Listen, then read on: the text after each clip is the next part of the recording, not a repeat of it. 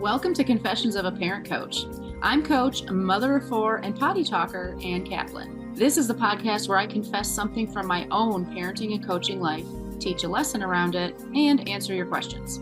Even we parenting experts are far from perfect, and the real magic happens when we get down with all that imperfection. We get into the gritty side of parenting here, so earbud up and dive in. Hello, everybody. Oh my goodness. Welcome into another episode of the podcast. If you're watching the video, you'll see that I'm just holding my microphone because I'm so tired of having to sit with good posture at my desk. I'm working on my posture with my PT person. And the truth is, this is not the confession I had planned for today, but here you go, a little preamble confession. I have terrible posture, like really bad. Like sometimes I see pictures of myself that were taken, candid shots, and I'm like, oh my God, I just like look like I'm walking around like a curled up snail or something all day. So, but the tricky thing about fixing your posture is that it is uncomfortable. What do you know? Here we are on the podcast talking about how trying to improve something in your life can sometimes be uncomfortable. So I'm just like getting really sick of having good posture. And instead of like sitting up nice and neat in front of my microphone stand, I'm just holding it myself and like crossing my legs and flopping around in my office chair. So that's what's happening today, everybody. Oh man, so excited for another episode of the podcast with you this week. Going over something that I was talking to a client about this recently, and I was like, oh, this expression, you hear me say it all the time, talking doesn't teach. And she kind of was like, I don't know if I actually have heard you say that before. And I'm like, oh my gosh, I used to say that all the time. And I think something that happens to me in my coaching sometimes is I just assume like everyone's already heard this from me just because I've said it many times before. And I kind of forget to like kind of circle back around to like these foundational things. So that's what we're talking about today is talking doesn't teach. I want you to like tattoo that on the inside of your eyelids. Talking doesn't teach. It's like one of the most important things for us to learn as parents, not just parents though. If you're, well, first of all, if you're a teacher, if you have any sort of teaching component to your life, if you're trying to teach your partner to treat you better, if you're trying to teach your parents to respect your boundaries, if you're trying to anything, talking is not going to get the job done. So this whole concept came up recently on a group call where a mom was like, my kids are fighting all the time. I can't take it anymore. They really need to stop fighting. And so I've decided to have this like really important conversation with them where we really just confront the fact that they're fighting all the time and just lay it all out. And then, I want this conversation to be really impactful. I want to make sure that they get the memo and this message gets through to them because I just want the fighting to stop. So put a pin in that because I'm going to circle back to that later. And if you're already working with me, you're probably already kind of guessing what I'm going to say about that, but we'll put a pin in that. That was the impetus for this topic to come up. But I'm going to give you a confession like I always do. This is an example from my real life. So my second kiddo is in college now. So I've got two kids who are living outside of the house and they're in college and everything. And I've got two kids still at home. And this college freshman of mine, he sort of mismanaged his first semester of college, wound up not getting great grades. And I'm not a super hovercrafty parent, as you can imagine. So I wasn't really involved in like him picking his classes. I wasn't involved in, how he set up his schedule, any of that stuff. That all happened at orientation and he worked it out with his advisor and that was it. And then, towards the end of the semester, I'm getting calls from him being like, I think I'm going to fail this class. What should I do? It's going to really mess up my GPA. And come to find out that this kid signed up for three classes for his first semester and took one of them pass fail, which means that now he only has two grades that are going into his GPA. So, like with this one class that is just like absolutely horrendously challenging math class, he got a D in it, or he was at the time when we were talking about this, he was going to get a D in it.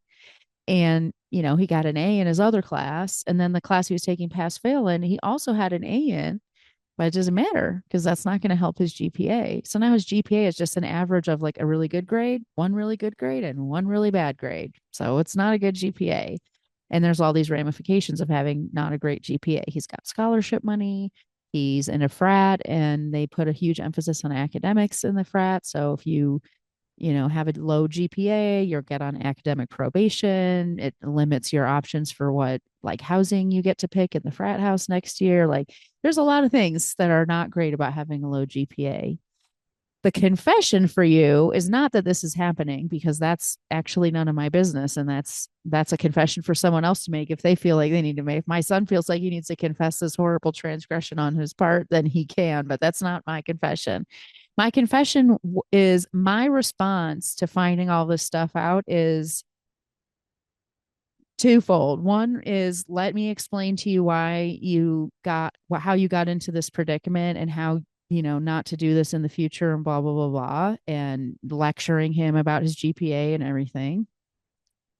And basically saying to him things that he already knows, like you are not going to even get the room you want now next year for your housing.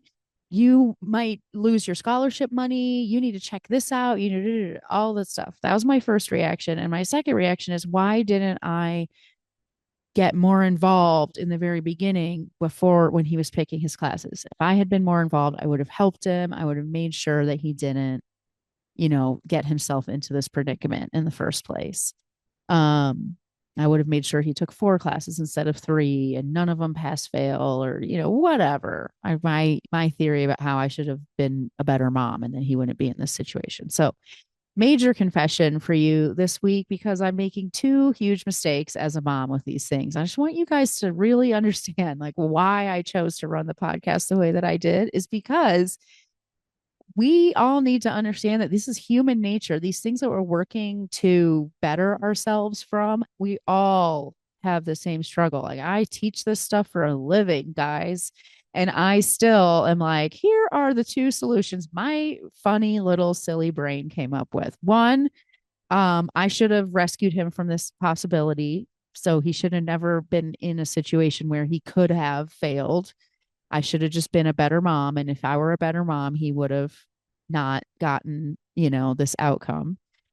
And the second solution my super smart brain came up with is let me give you a TED talk about why you have to not ever get this GPA.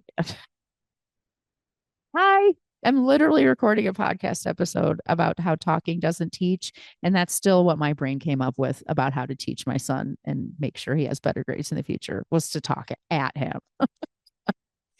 So that is what we're going to talk about today on the podcast. And let's circle back to the client on the group call that was such a great example of, this point. So, like I said, she's got 2 kids, just love to fight. And she's decided that the way she wants to handle that is by kind of having this like family meeting. So she comes to the session, thinking about like, well, how can I make sure that this conversation is impactful? I want to really make sure I'm ready for it. What do I say? Blah, blah, blah, blah. And we had a whole conversation about that. And if you're in the group program, you can go and listen to that whole conversation because it's available. The replay is available. And guess what? If you're not in the group program, but you want to be in the group program, you can totally join the group program and then go back and listen to this, because every single group call that we've ever done in the group is available there as a replay. You can literally go back to like 2020 when I started the group and listen to every call we've had if you wanted to. But that's actually not what we're talking about today. We're not talking about what kind of conversation she should have or what would make that conversation super impactful. After we had that conversation, she's like, okay, we're great. I really feel organized about how I want to approach this conversation. I know what I want to say. I know what kind of energy I want to have about it. And then I said, just one more thought if you're open to receiving it. She's like, yes, of course. Tell me what you have to say. And I was like, talking doesn't teach. So when you have this conversation with your kiddo or your kiddos in this case, you are actually not teaching them anything. You're creating this classroom that they can learn the thing you want them to learn in that classroom. That conversation is like creating the classroom. But what teaches the lesson is the person messing around in the classroom. So we really just need to remember that when we have these conversations with our kids, we're not teaching them anything. We're just creating the classroom. We're not teaching the lesson. Now, that doesn't mean we don't have a conversation because it's important to create the classroom, right? In order for our kids to learn something, they need to be in a classroom. I mean, metaphorically, obviously. If there's any unschooling parents out there, they're going to be like, actually, no, but I'm talking about a metaphorical classroom, meaning a place that's beautifully created to facilitate learning. And that's what that conversation is. It's just important. We still have the conversation. We just have the mindset that we're not trying to affect change in their behavior simply by telling them. This goes for anything, not just parenting. Like if you want to teach your partner to treat you differently, you can tell them, I want you to treat me differently. Here's what I want. Here's why I want it, blah, blah, blah, blah. It's unlikely that their behavior is going to change long term simply as a result of your saying that conversation. But if that conversation includes things like boundaries and a conversation about, well, here's what's going to happen if you don't treat me this way. Here's how I'm going to take care of myself. And then we actually hold the walls of that classroom that we've created in that conversation. That's when learning happens because people learn most through experiences and modeling. And this goes for kids and adults, even more so for kids.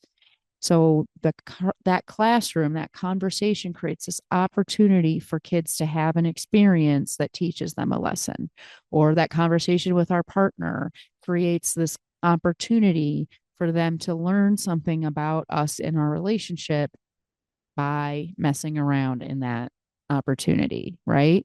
So what really teaches us the most is hands-on living out the situation. So, you can have this beautiful conversation with your kids where you just say, you guys, you should get along better. If you don't, here's what's going to happen. Here's why you should get along better. All of that great stuff. Nothing is going to change. And we all know this. Like we can all think of like 1,000 conversations we've had, not just with our kids. I can think of conversations I've had with my mother-in-law, with my friends, with my partner, with like everything where it's just like you just talk until your lips fall off. It doesn't matter. It's not making change. It's because talking doesn't teach. But letting the kids not get along and then experiencing what happens when they don't, that's what helps them finally come to this conclusion that, you know what, relating to each other this way, it's really not working out very well. Like it kind of sucks around here when we act like this. So now I'm going to try something new. Let's try talking to each other or playing with each other in different ways. I'm not going to come to that conclusion unless not just mom tells me she doesn't want me to fight, but when I fight, it doesn't really work out. Like something crappy has to happen. So, um, the cool thing about this is it opens up all this other stuff. So, like when, not if, you get to the point of having to enforce a boundary after having these conversations and setting this stage, that's not a problem. It's actually really great because now by enforcing your boundary, by giving a consequence in the case of parenting or by, actually sticking to what you said you were going to do after you've had this conversation with your partner or whatever, you are giving that person the experience that they need in order to learn and that they could never have had without having made this poor choice to cross your boundary and then getting the consequence. So this is actually how it's supposed to work. So we get really frustrated so often when we say, okay, no more fighting, or, you can't talk to me this way, or whatever it is, or I want a date night once a week or something. We get so frustrated when it doesn't happen instead of looking at it as like, this is part 2 of learning. I only did part 1, which was setting the stage. That now I'm excited because we get to do part 2. So I'm going to have this conversation with you. I fully aware that this conversation is doing nothing other than setting the stage. So I'm not going to be upset when 5 seconds after this conversation is over, my kids start fighting again. They haven't actually learned how not to fight yet. Like that the process of learning hasn't been completed. So it's not a problem that it hasn't been completed because I never finished it, right? I just created the opportunity for them to learn the lesson, but they haven't actually learned it yet.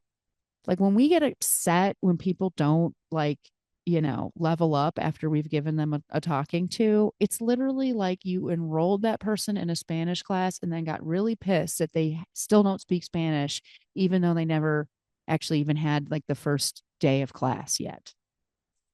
Like it's really important for us to understand that like we have actually done nothing when we have just, talked. All we've done is like set the stage. And you know what? For all you parents out there, and once again, doesn't have to just be parenting. This also goes for the temptations that we feel. It's so tempting, these moments where we want to set the record straight or correct people, like when they're blaming us or being defensive or whatever. Like the example that this mom gave, which I loved, is so common, is like, kid doesn't bring his coat to school. And then it's like, why didn't you tell me it was cold outside? And it's like, what is the temptation there?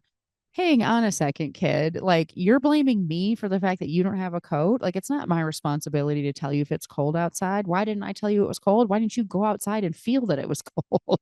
Right? It's so tempting to correct that, set the record straight, basically say, like, you have no right to be mad at me right now. Like, this is entirely on you. But same adage still holds true. Talking doesn't teach. So don't fall for that temptation.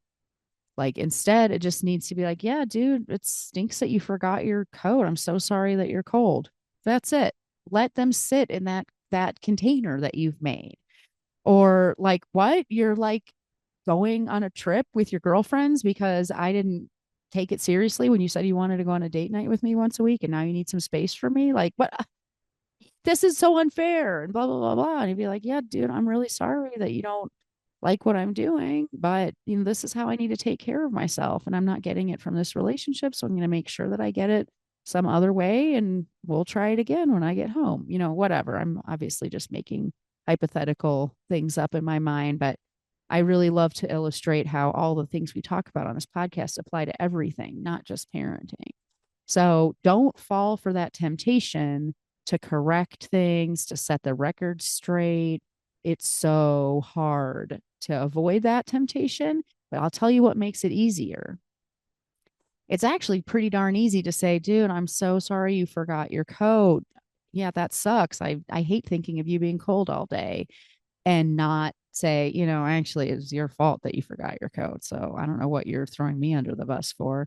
It's so much easier to show up in that more like neutral way when we have done our own work. Because now I can say to my kid, like, I'm cool. Like I have zero doubt that this is all a result of your decision making, not mine. But you know what? Who doesn't want to blame someone else when they find themselves in a pickle? Everybody does. It's not like when I get pulled over for a speeding ticket, I'm sitting there going, gee, officer, you know what? You're right. I was being naughty. Please give me this ticket. No, I'm going to come up with every excuse under the sun. Like, well, it's not fair. And I'm in a rush and I didn't see the sign. And this is so, you're singling me out and it doesn't even matter. There's no one else on the road. Like every excuse, every blame, every defense, right? It's human nature. But if I'm healthy, healed, and whole, and my kid's like, why didn't you tell me it was cold outside? Or, you know, it's not fair that now we have to be separated because he started it, if the fighting happens again or whatever, I can just that stuff rolls off me if I'm healthy, healed, and whole because I don't have that unfinished business of you're not allowed to think this way about me. You're not allowed to be irresponsible because that might mean I'm a bad mom or you can't, just be upset with me right now when this is completely your fault and you have no right to be upset with me because I can't handle it if you have negative emotions around me. Well, now it's really, really hard to just be like, I'm sorry you're cold, babe. I love you so much. You know, so that's talking doesn't teach. It is so simple. It is not easy. And usually the thing that makes it hard is our own hangups, our own unfinished business. And that's my job, right? That's where I come in. Like part of working with me is teaching you or telling you that talking doesn't teach and then holding the container while you actually experience and learn that experientially. So I promise if you hire me, we are going to have a conversation at some point where I, expose you to this new idea or this new way of thinking. And you're going to be like, yeah. And then I'm going to see you the next time and you're going to be like, yeah, I didn't do it. And it's going to be like, yeah, because you didn't learn it yet. You got taught it, but that doesn't mean you learned it. We created this cool classroom for you, but that doesn't mean that you've already integrated and assimilated and become this new version of yourself. Oh, no, of course not. So let's troubleshoot that. Let's figure out like what's getting in the way and what do you need to even just give this a try one time and let it you prove it to yourself that talking doesn't teach and this other way of showing up in the world does teach. You know, this is why people hire a coach instead of just taking a parenting class or reading a self-help book or whatever. Most of the people who hire me, like I wasn't their first stop. Most people who hire me have already read like Brene Brown and, whatever, Jen Sincero or Eckhart Tolle, and they love the ideas. They're like little, light bulbs going off here and there and all over the place. And then they're finding themselves like in their day to day being like, yeah, but then I still lost my temper at my husband or, procrastinated and missed a deadline at work or whatever it is. What's going on? Or they've taken a parenting class, they've read a Love and Logic book and they love the ideas, all the light bulbs, but then they're still, reminding their kid 1,000 times or rescuing their child when they forget their backpack at school or whatever. Just like me sitting there going, gosh, I should have made sure that my kid couldn't have gotten a 2.4 GPA this year, right? We all have these tendencies. It's something we can learn. It's something we can improve on. And I think we could all attest to the fact that reading a book rarely is the only thing that needs to happen in order for us to make change. And do you know why? It's because talking doesn't teach. That author was telling you all this amazing inspirational stuff. They created a beautiful classroom for you, but you didn't learn the lesson all the way because it was just something that was told to you instead of something that you had support and accountability while you lived out and experienced. So if this is landing with you, if you're realizing like, oh, heck yeah, I get it now. I get why I've read 7,000 self-help books and I'm still fighting with my mother every summer, which by the way, that is a true example from me. I get it. And now I see I really do want to have somebody who's helping me take these theoretical, inspirational concepts and truly living them and being with me while I do that. We should be talking. Why have we not already had a consultation? Why have we not already sat down and talked about the things that you're working on, what's getting in the way, what you need to get there, and if I'm the right person to give that to you? This is a conversation that is waiting for you. It's such an easy next step. Costs you nothing but time, and it's going to be time well spent no matter what your final decision is about working with me. So I have that really, sometimes I like to give you a challenging question throughout my podcast, like what can you do today to do this, or what stops you from doing that? My challenge question for you today is, why have we not already talked? And if you can't come up with a good answer to that question, because they ain't one, then set up the call. Click on that link that you see in the show notes or in the emails that you get from me and book a call with me. And I can't wait to talk to you and actually get the ball rolling on some of this stuff that's just been marinating inside your head for so long. Have a great week, everybody. I will talk to you again soon. Bye. The episode is over, but there's more waiting for you. You can grab my free workbook, Getting Kids to Listen the First Time, that walks you through the fundamental principles I teach all of my clients and applies them to this very universal parenting challenge. So if you're sick of repeating yourself all day long or just want to learn more about my style, you'll definitely want to go to bit.ly/kidswholisten. And if you're ready to work with me, let's meet. Set up a free call at bit.ly/Kaplan call, and let's create an action plan that gets you exactly where you want to go. And of course, links to all this goodness are in the show notes. Thanks for joining, and I'll see you next time.